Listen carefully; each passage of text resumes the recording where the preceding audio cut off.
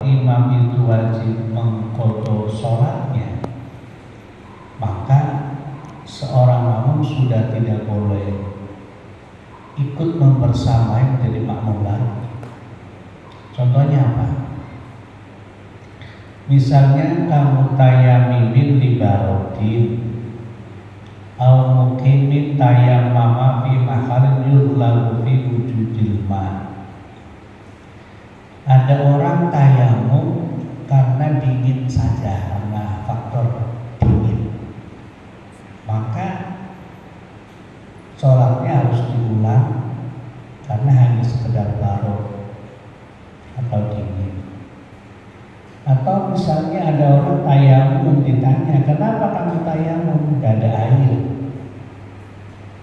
Nah, kemudian di tengah-tengah sholat si makmum itu tahu bahwa di sekitar itu ada air atau misalnya turun hujan,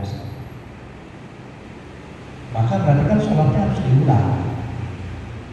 Kalau makmum itu tahu bahwa imam itu sholatnya harus diulang, maka mutabaahnya batal. Ikut terhadap imam tersebut itu tidak sah, harus mufaraqah.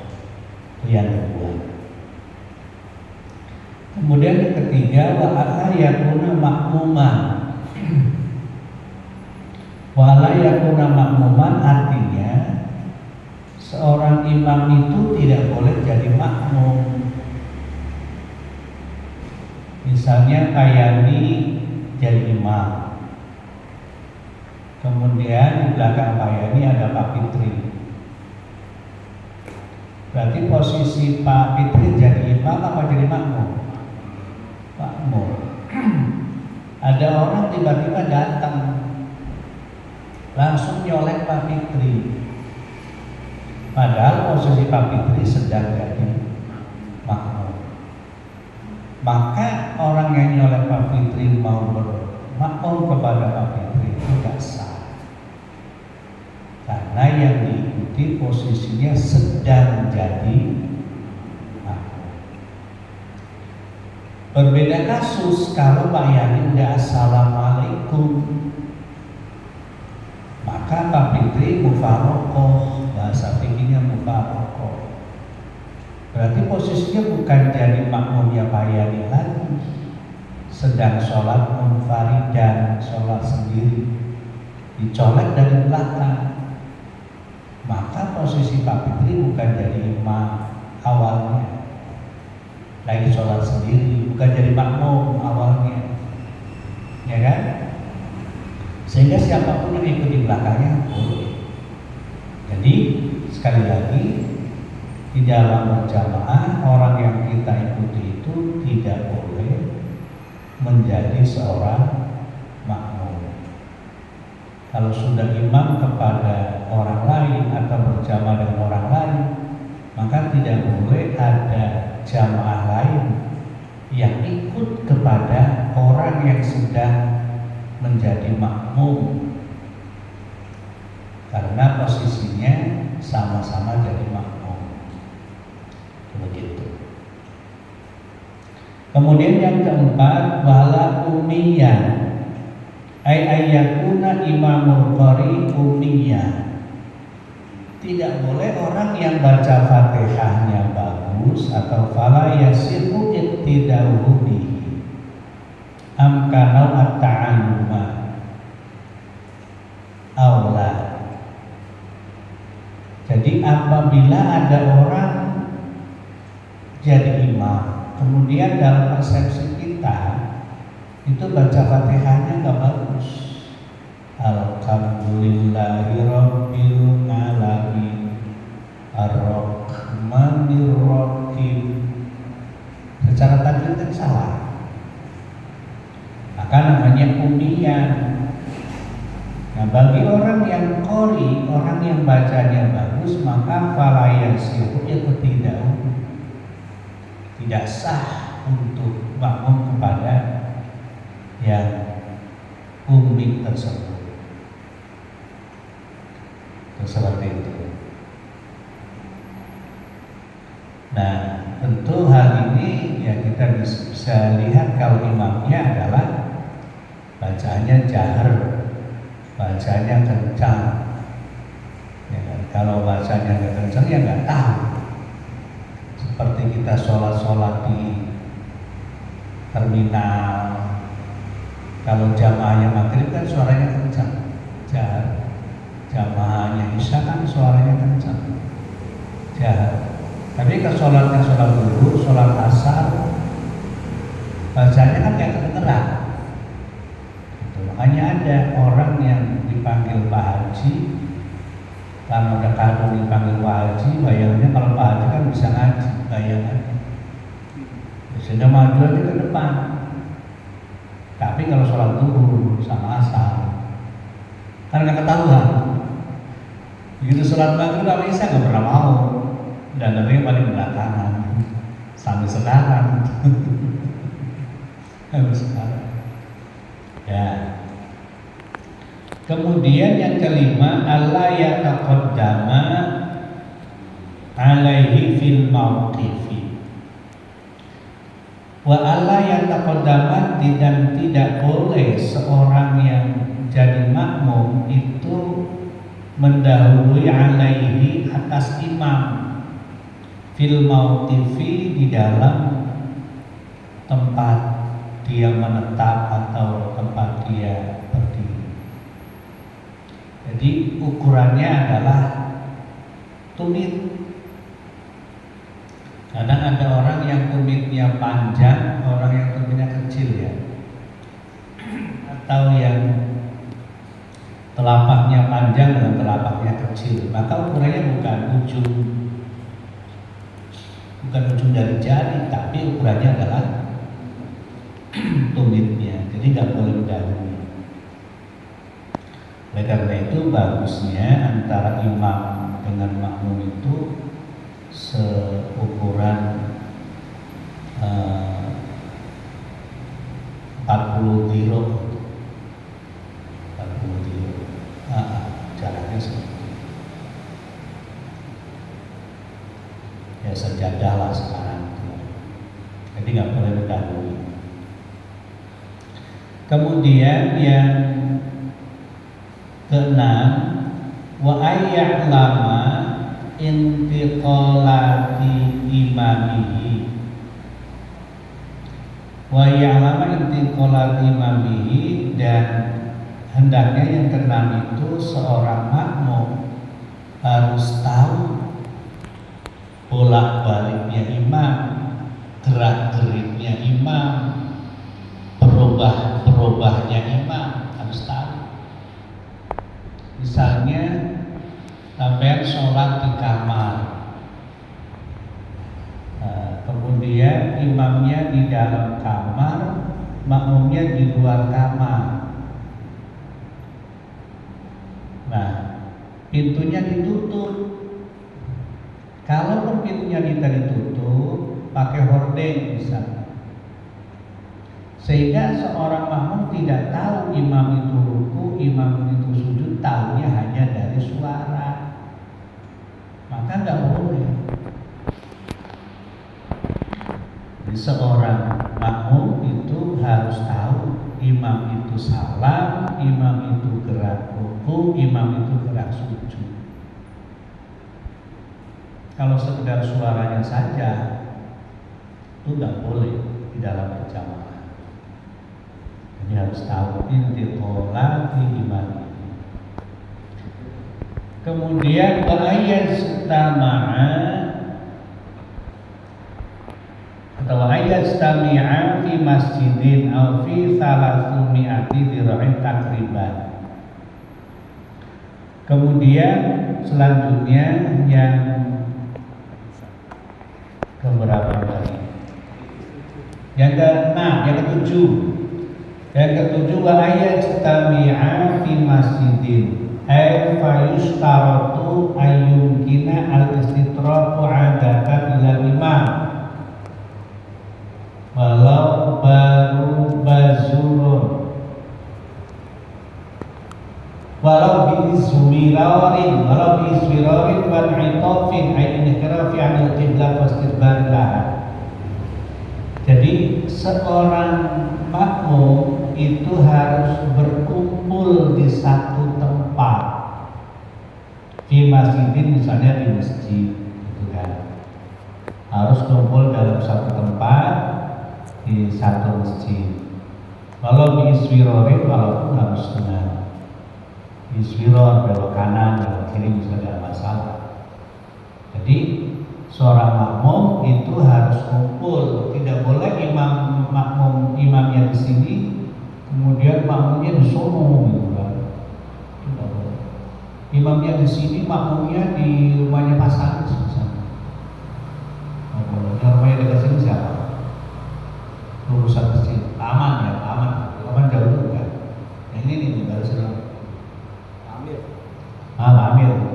Itu tidak boleh. Atau fi salasumi dhira'in atau 300 dhiro. 1 dhiro 40 cm, 40 kali 300 berapa?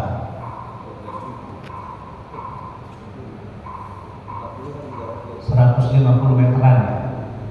150 meteran. Kalau dari Gini Mama 150, berarti 160-an lah ya. 160-170 meter. Jadi tidak satu, tetapi masih di dalam batasan 150 meter.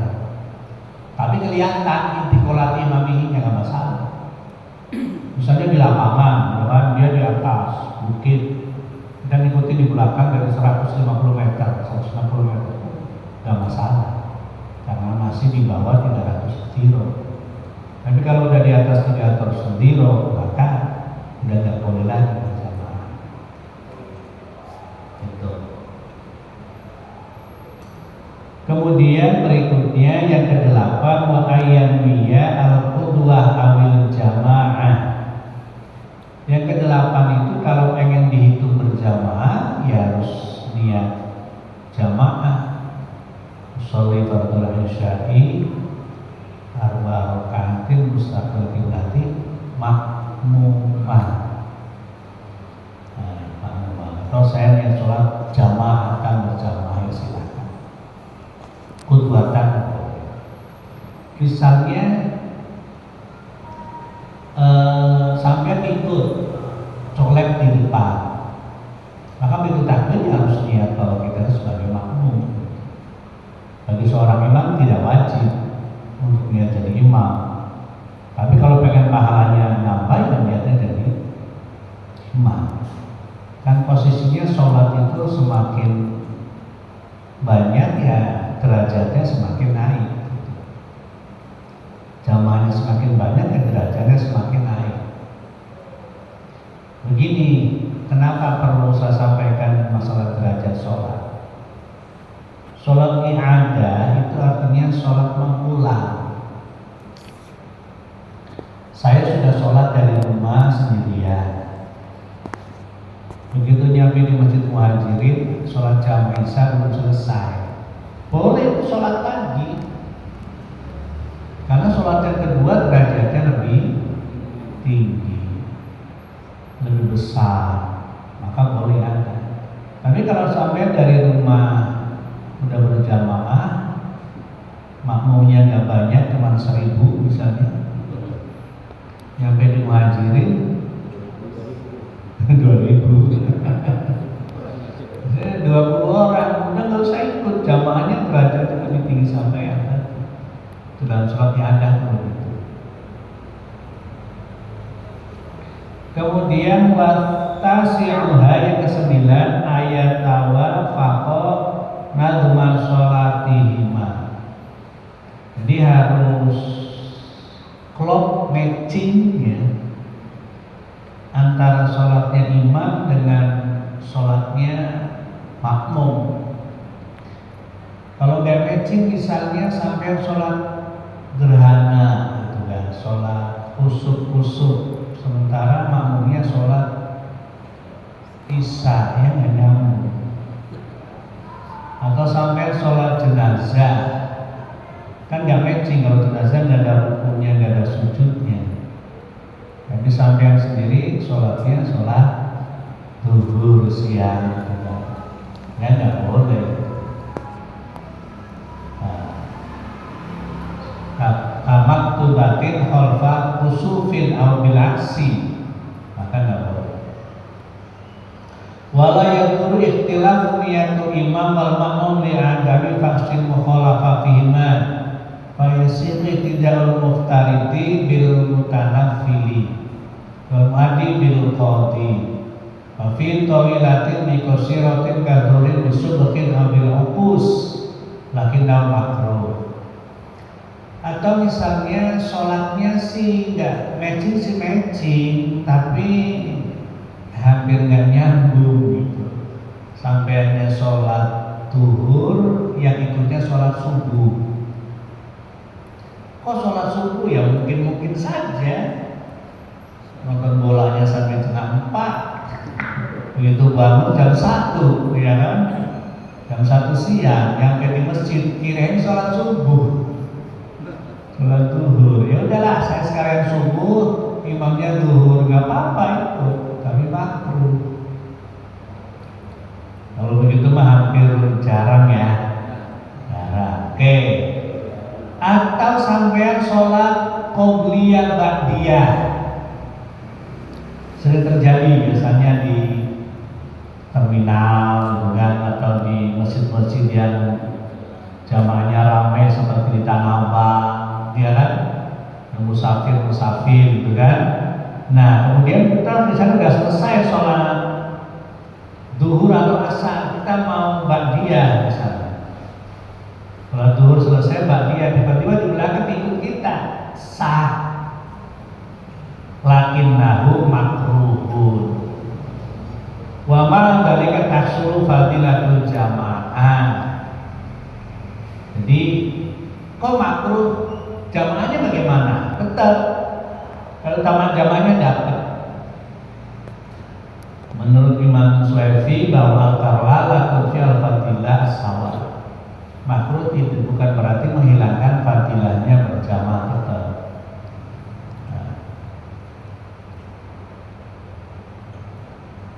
Gitu ya Pak. Jadi kan sering orang ngasih kode, gitu ya kan? Hanya ngasih kode, ya silahkan. Sampai biarin ngasih kode, kayak ikut aja, ya udah apa-apa, nggak masalah.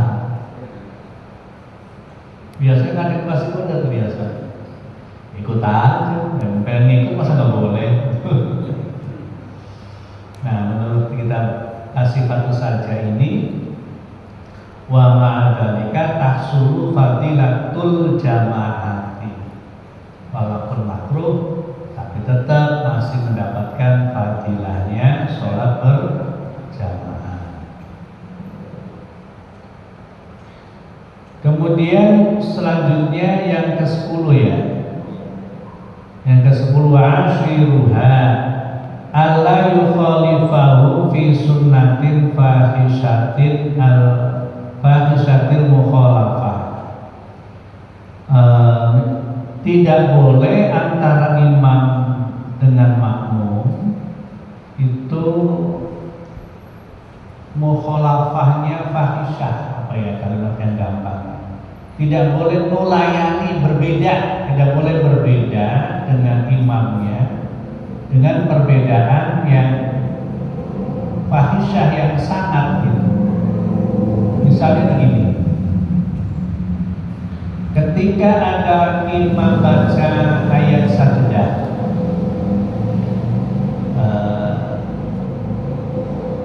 layum apa itu ayatnya?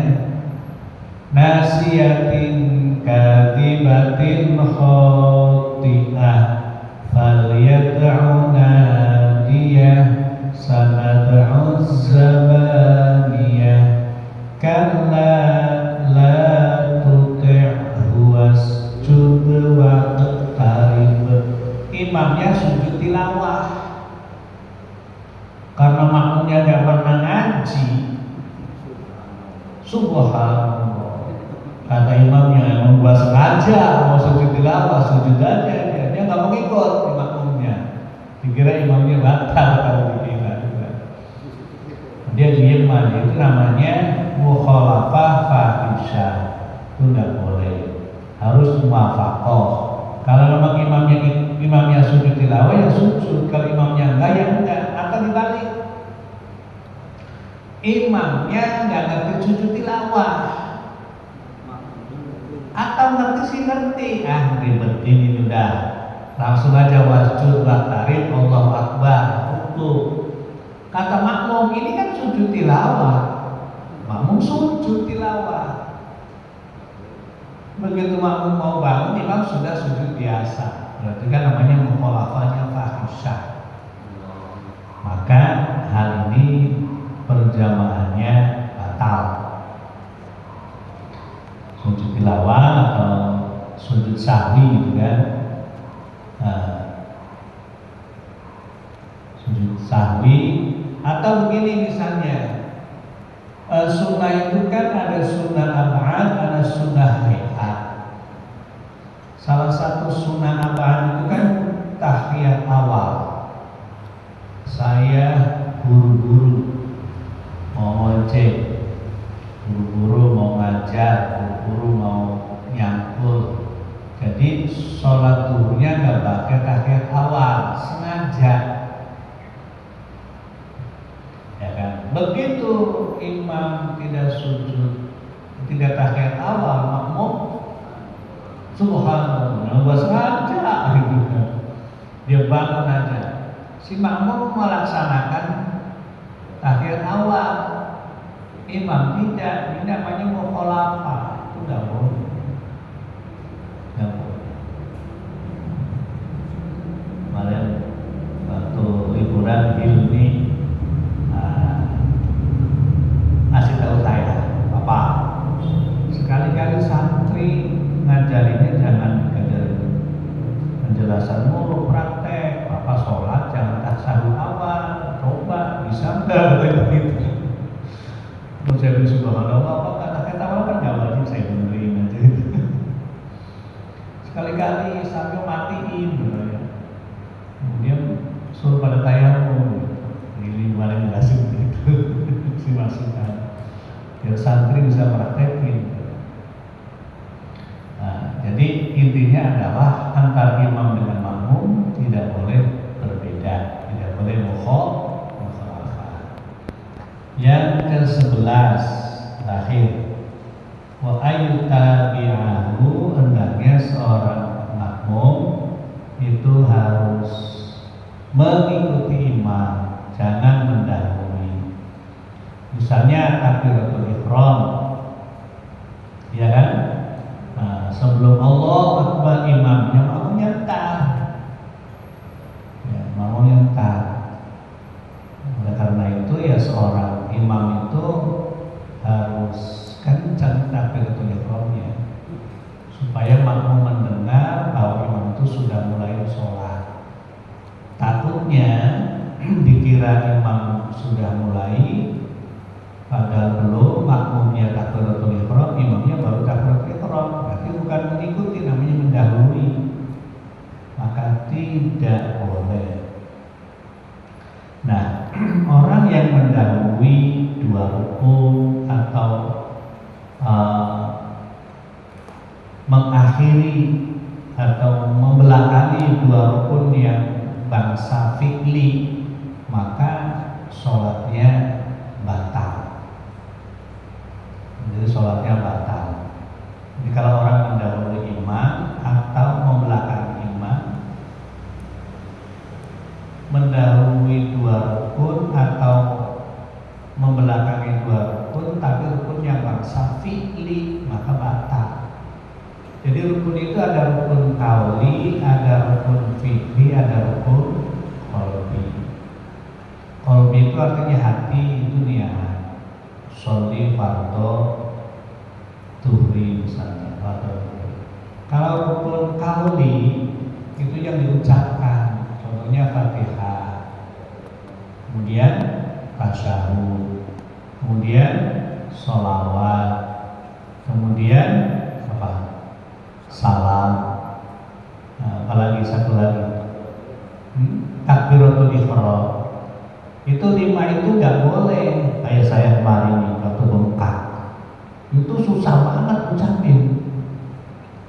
kalau selain dari 5 rukun itu saya diam dalam hati aja. Begitu Allah Akbar akan ucap.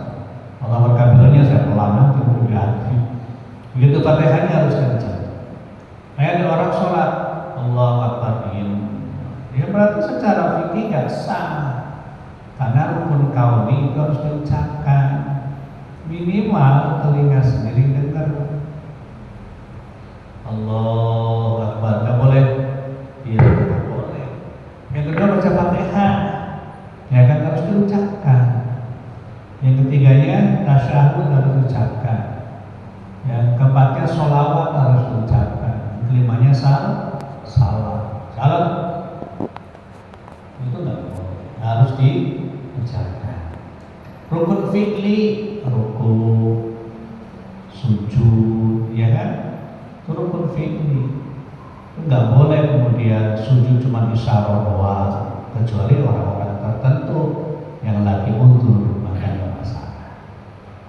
Demikian para jemaah sekalian terkait dengan syarat seorang makmum ketika ingin sah ikuti terhadap imam. Ada 11. Yuk kita diskusikan sebelum nanti. Ini cukup waktunya kalau kita bahas tentang batalnya sholat. Tapi nggak apa-apa, dari sini nanti bisa berkembang. Ya, silakan diskusikan. Dan dari adat ya, panas nggak?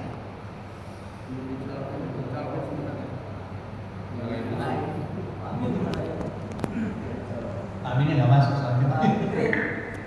Oke.